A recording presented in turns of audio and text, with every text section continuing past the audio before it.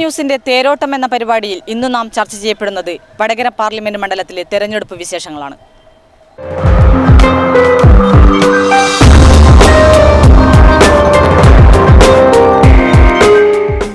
കളരിയുടെയും രാഷ്ട്രീയ കളരിയുടെയും ഈറ്റില്ലം എന്ന് പേരുകേട്ട വടകര പാർലമെന്റ് മണ്ഡലം ഇത്തവണ പുതിയ അംഗത്തിനും പുത്തൻ ചുവടുവയ്പ്പുകൾക്കും സാക്ഷിയാവുകയാണ്. ACV ന്യൂസ് അവതരിപ്പിക്കുന്ന തേരോട്ടം എന്ന പരിപാടിയിലേക്ക് ഏവർക്കും സ്വാഗതം.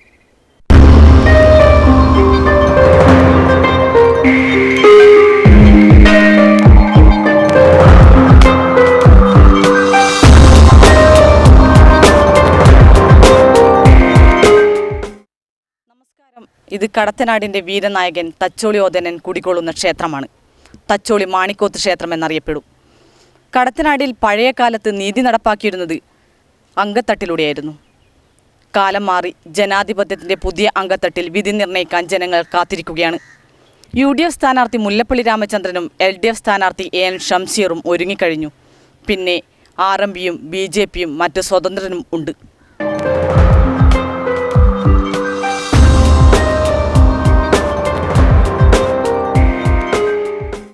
കേരളത്തിലെ മറ്റു മണ്ഡലങ്ങളിൽ നിന്നും തികച്ചും വ്യത്യസ്തമായ രാഷ്ട്രീയ പ്രാധാന്യമുള്ള മണ്ണാണ് വടകരയുടേത്. അതുകൊണ്ട് തന്നെ കേരള രാഷ്ട്രീയം ഉറ്റുനോക്കുന്ന മണ്ഡലങ്ങളിലൊന്നാണ് വടകര പാർലമെന്റ് മണ്ഡലം. കഴിഞ്ഞ 5 വർഷക്കാലം മണ്ഡലത്തിൽ നടത്തിയ വികസന പ്രവർത്തനങ്ങൾ ഉയർത്തിക്കാട്ടി മണ്ഡലം നിലനിർത്താമെന്ന പ്രതീക്ഷയിലാണ് UDF നേതൃത്വം. എന്നാൽ വികസന ഫ്ലക്സുകളിലും ബോർഡുകളിലും മാത്രം ഒതുങ്ങിയെന്നും യുവരക്തത്തെ ഇറക്കി ഇതിനു മറുപടി നൽകാമെന്ന പ്രതീക്ഷയിലുമാണ് CPMഉം ഇടതുപക്ഷവും.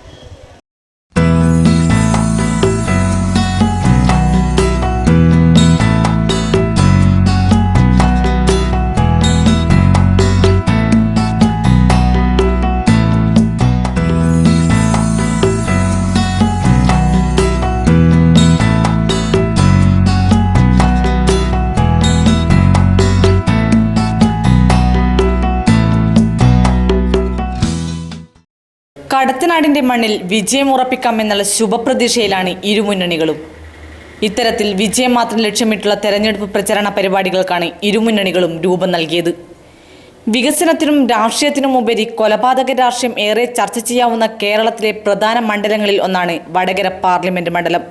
ഇടതുപക്ഷ ജനാധിപത്യ മുന്നണി ഒഴികെ മണ്ഡലത്തിലെ മറ്റെല്ലാ സ്ഥാനാർത്ഥികളും തെരഞ്ഞെടുപ്പിലെ പ്രധാന ആയുധമാക്കുന്നത് TP ചന്ദ്രശേഖരന്റെ കൊലപാതകമാണ്.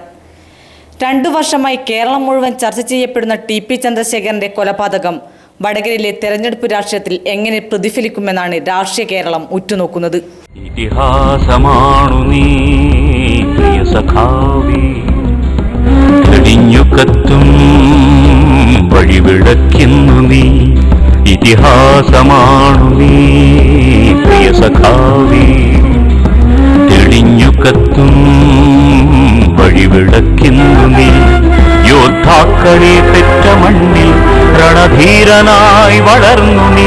യോദ്ധാക്കളെ പെറ്റ മണ്ണിൽ രണധീരനായി വളർന്നു നീ. ഉയിരിൻ ഉയിരാം ചെങ്കൊടിയേന്തി നിർഭയനായി നടന്നു നീ. ഇതിഹാസമാണു നീ പ്രിയ സഖാവേ, തെളിഞ്ഞുകത്തും വഴിവിളക്കുന്നു നീ.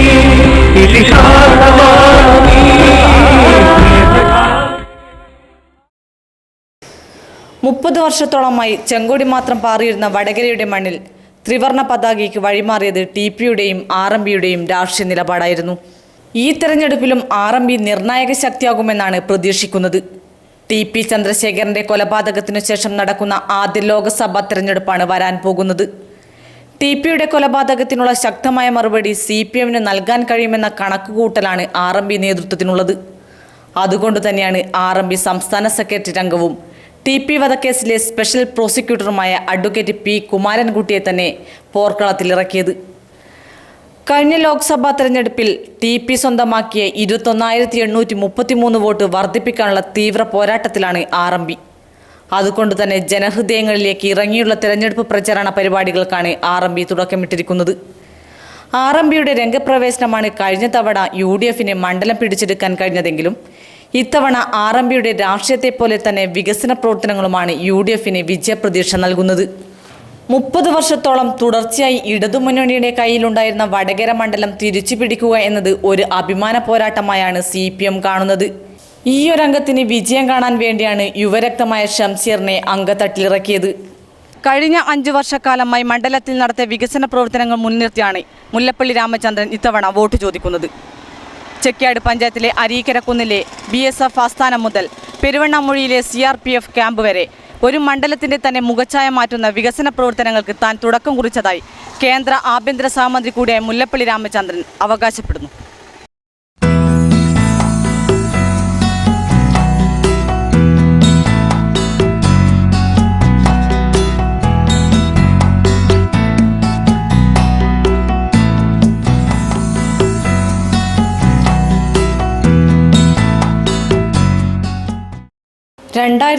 ലെ പൊതുതെരഞ്ഞെടുപ്പിൽ അവസാന നിമിഷം വരെ സ്ഥാനാർത്ഥിയെ പ്രഖ്യാപിക്കാതെ പൊതുസമ്മതനെ വടകരയിൽ സ്ഥാനാർത്ഥിയാക്കുമെന്ന് പ്രഖ്യാപിച്ച സംസ്ഥാന നേതൃത്വം തെരഞ്ഞെടുപ്പിന് നാളുകൾ അവശേഷിക്കെയായിരുന്നു മുല്ലപ്പള്ളിയെ ചരിത്ര ദൗത്യത്തിനായി വടകരയിലേക്ക് അയക്കുന്നത്. ഈ തെരഞ്ഞെടുപ്പിൽ സംസ്ഥാന രാഷ്ട്രീയത്തിലെ രാഷ്ട്രീയ സമവാക്യങ്ങൾ മാറിമറിയുകയായിരുന്നു. അന്നേ വരെ ഇടതുമുന്നണിയുടെ ഭാഗമായിരുന്ന ജനതാദൾ സീറ്റ് നിഷേധിക്കപ്പെട്ടപ്പോൾ ഐക്യമുന്നണിയുടെ ഭാഗമായി സന്ധിച്ചതും സോഷ്യലിസ്റ്റ് പ്രസ്ഥാനത്തിന് ശക്തമായ വേരോട്ടമുള്ള വടകരയിൽ CPM-ന് ഇത് വൻ തിരിച്ചടിയായി. ഒപ്പം പാർട്ടിക്കുള്ളിൽ ശക്തമായ അടിയൊഴുക്കും ഒഞ്ചിയത്ത് രൂപം കൊണ്ട RMPയും എന്നും വിജയം മാത്രം കണ്ടിട്ടുള്ള CPM-ന് വൻ ഭീഷണിയായി. ഒടുക്കം ഇത് മുല്ലപ്പള്ളി രാമചന്ദ്രൻ്റെ അട്ടിമറി വിജയത്തിന് കലാശിക്കുകയായിരുന്നു. കഴിഞ്ഞ തവണത്തേക്കാൾ ഏറെ പ്രതീക്ഷയോടുകൂടിയാണ് ഞാനിപ്പോൾ നിൽക്കുന്നത്. കാരണം കഴിഞ്ഞ തവണ വന്ന സാഹചര്യം നിങ്ങൾക്കറിയാം, തികച്ചും വിപരീതമായ ഒരു എതിർദിശയിലായിരുന്നു സത്യത്തിൽ രാഷ്ട്രീയം വന്ന് സഞ്ചരിച്ചുകൊണ്ടിരുന്നത്. അതിനെയൊക്കെ മറികടന്നുകൊണ്ടാണ് ഞാൻ കഴിഞ്ഞ ലോക്സഭാ തെരഞ്ഞെടുപ്പിൽ ജനങ്ങളുടെ പിന്തുണയോട് കൂടിയിട്ട് വലിയ വോട്ടിന് ജയിക്കാൻ സാധിച്ചത്. അതിനേക്കാളേറെ കഴിഞ്ഞ 5 വർഷക്കാലമായി ജനങ്ങളുമായിട്ടുള്ള ഇൻട്രാക്ഷനുണ്ട്, ആ ബന്ധമുണ്ട്. അവർക്ക് എന്നെ നന്നായിട്ട് മനസ്സിലാക്കാൻ, അല്ലെങ്കിലും വടകരക്കാരനെ എന്നെ അവർക്ക് നന്നായിട്ട് അറിയാം. ഒരു സുതാര്യമായ രാഷ്ട്രീയ പ്രവർത്തനത്തിലൂടെ അവരുടെ മനസ്സുകളിൽ ഇപ്പോഴും എനിക്ക് നല്ല ഇടമുണ്ടെന്ന് എനിക്ക് വിശ്വാസമുണ്ട്. കഴിഞ്ഞ തവണത്തേക്കാൾ മികച്ച ഭൂരിപക്ഷത്തോടെ ഇക്കൂടെ ജയിക്കാൻ സാധിക്കുമെന്ന് പ്രത്യേകം. 65 വർഷമായിട്ട് ഒരു വികസനവുമില്ലാത്ത ഒരു നിയോജകമണ്ഡലമാണിത്. അതുകൊണ്ട് തന്നെ വികസനം മുഖ്യ അജണ്ടയാണ്. ദേശീയ രാഷ്ട്രീയത്തോടൊപ്പം തന്നെ കോൺഗ്രസിൻ്റെ മാനിഫെസ്റ്റോടൊപ്പം തന്നെ വികസന രാഷ്ട്രീയം തന്നെയാണ് ഇവിടെ ചർച്ച ചെയ്യപ്പെടാൻ പോകുന്നത്. കാരണം ഒന്നും ചെയ്യാൻ സാധിക്കാത്ത ആളുകൾ മറന്നു കിടന്ന് മേലോട്ട് ഇപ്പോൾ തുപ്പിക്കൊണ്ടിരിക്കുകയാണ്. അവർ പറഞ്ഞ് മനസ്സിലാക്കണം, ഒന്നും ചെയ്തിട്ടില്ല, ഒന്നും ചെയ്യാൻ അവർക്ക് സാധിച്ചിട്ടില്ല. അപ്പോൾ ഒരു അട്ടർ ഡിസാസ്റ്ററായിരുന്നു അവരുടെ പീരീഡ്. അപ്പം കഴിഞ്ഞ 5 വർഷക്കാലം കൊണ്ട് വികസന രംഗത്ത് കുറേ മുന്നോട്ട് പോകാൻ സാധിച്ചു. ഇനി ഒരുപാട് ചെയ്യാനുണ്ട്. കാരണം 65 വർഷക്കാലത്തെ പിന്നോക്കാവസ്ഥയല്ലേ, ഓവർനൈറ്റ് കൊണ്ട് ഒന്നും ചെയ്യാൻ സാധിക്കില്ല. But I have done a lot and a lot remains to be done. കഴിഞ്ഞ തവണത്തെ ചരിത്ര വിജയം ആവർത്തിക്കാൻ വേണ്ടിയാണ് മുല്ലപ്പള്ളിയെ ഇത്തവണയും വടകരയിലെ സ്ഥാനാർത്ഥിയായി കോൺഗ്രസ് വീണ്ടും പോർക്കളത്തിലിറക്കിയത്. കേന്ദ്ര ആഭ്യന്തരമന്ത്രി മണ്ഡലത്തിൽ നടപ്പിൽ വരുത്തിയ വികസന പ്രവർത്തനങ്ങളെ വോട്ടാക്കി മാറ്റാൻ കഴിയുമെന്ന ഉറച്ച വിശ്വാസത്തിലാണ് വടകരയിലെ കോൺഗ്രസും UDF നേതൃത്വവും. സാധാരണ കോൺഗ്രസിൽ സ്ഥാനാർത്ഥിക്കായി അഭിപ്രായ വ്യത്യാസങ്ങളും പല പിണക്കങ്ങളും കണ്ടുവരാറുണ്ടെങ്കിലും വടകരയിലെ കോൺഗ്രസുകാർ ഏകസ്വരത്തിലാണ് മുല്ലപ്പള്ളിയെ സ്ഥാനാർത്ഥിയായി പ്രഖ്യാപിച്ചത്. ഈ ഒരു ഐക്യം തന്നെയാണ് കോൺഗ്രസിൻ്റെ വിജയപ്രതീക്ഷയും.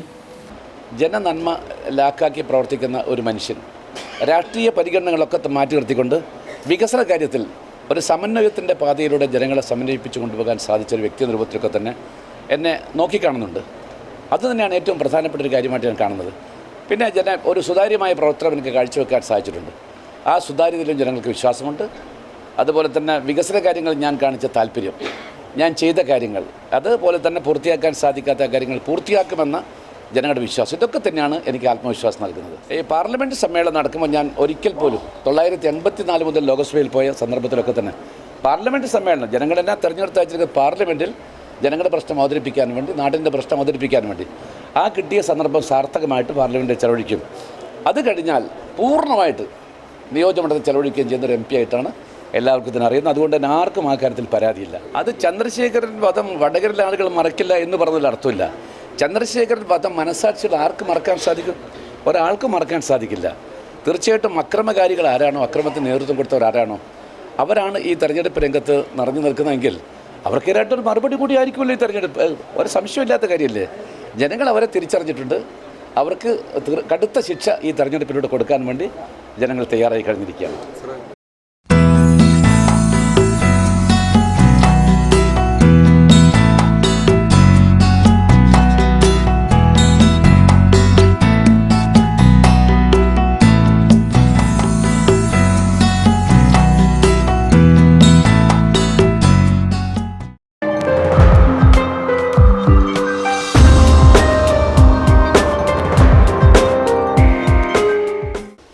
ഒഞ്ചിയത്തെ മണ്ണ് തങ്ങൾക്കൊപ്പം തന്നെയാണെന്ന് ഉറപ്പിക്കുന്നതിനു കൂടി വേണ്ടിയുള്ള തെരഞ്ഞെടുപ്പാണ് CPM-ന് വടകരയിലേത്.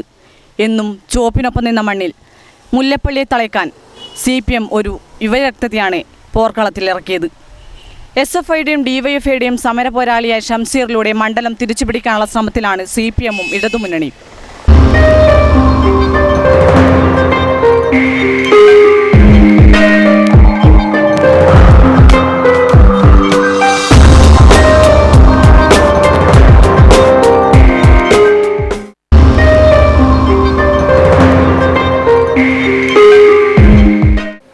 വർഷത്തോളം തുടർച്ചയായി ഇടതു പ്രതിനിധികളെ പാർലമെന്റിലേക്ക് അയച്ച CPM കഴിഞ്ഞ ഒരു തവണത്തെ പരാജയം മറികടക്കാനുള്ള തീവ്ര പരിശ്രമത്തിലാണ്. വടകര പാർലമെന്റ് മണ്ഡലത്തിലെ കൂത്തുപറമ്പൊഴികെ 6 അസംബ്ലി മണ്ഡലങ്ങളിലും ഇടതുമുന്നണി MLA-മാരാണ് ഇപ്പോൾ നിലവിലുള്ളത്. ഈയൊരു ആത്മവിശ്വാസം തന്നെയാണ് CPM-ന്റെ കരുത്ത്.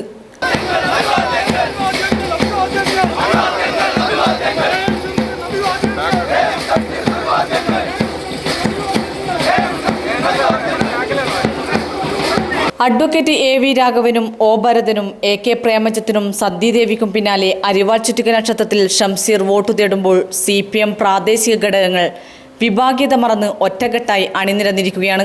വടകര മണ്ഡലത്തിലെ വികസന മുരടിപ്പുകൾ തുറന്നു കാട്ടിയാണ് ഷംസീർ വോട്ടർമാരെ സമീപിക്കുന്നത്.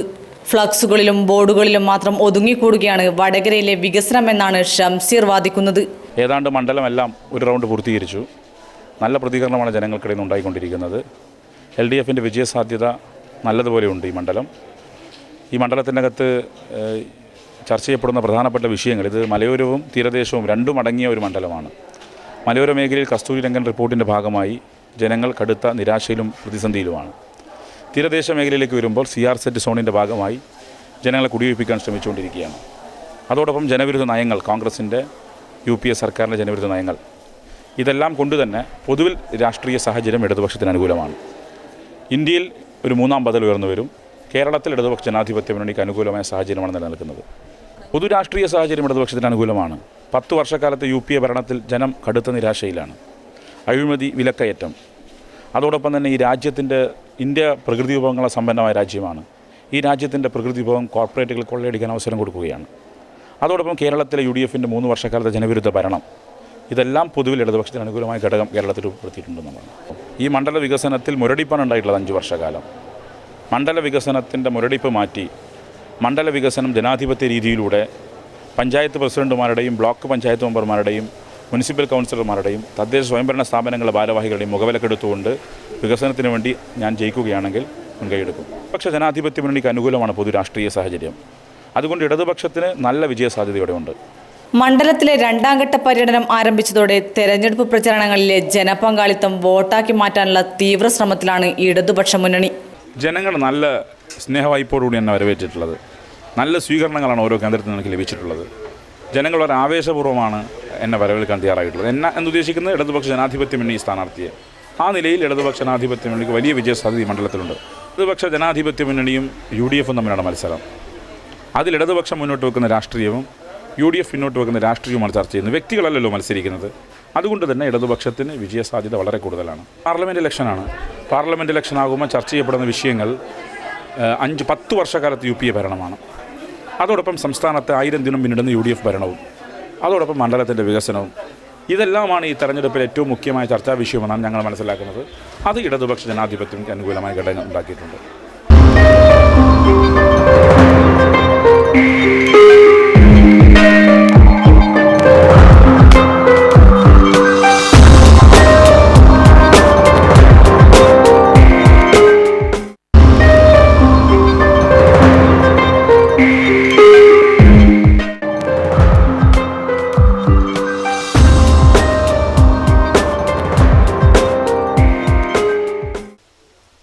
രക്തസാക്ഷികളുടെ ചോര വീണ മണ്ണിലാണ് നാം ഇപ്പോൾ നിൽക്കുന്നത്.